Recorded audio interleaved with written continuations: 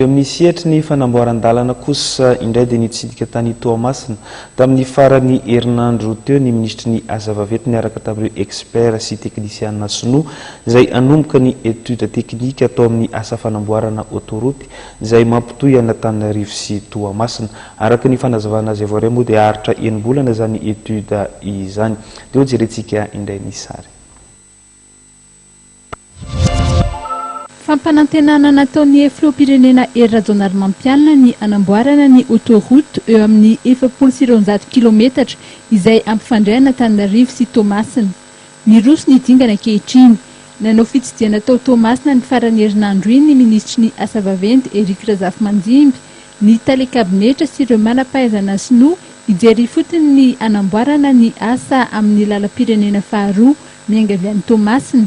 Fitsidiana izay niarahana tamin'ny prefet Toamasina sy ny lehiben'ny faritra Atsinanana.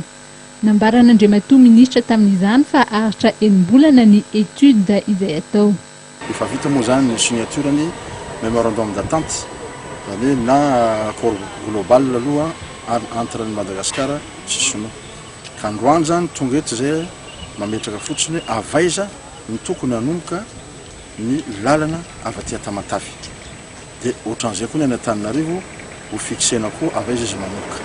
Ny expert sinoa moa zany hidina makaty zareo miaraka amin'ny directeur intergénéral ny travaux publics mandinika hoe inona aby ny tokony hijerena mikasika an'izay.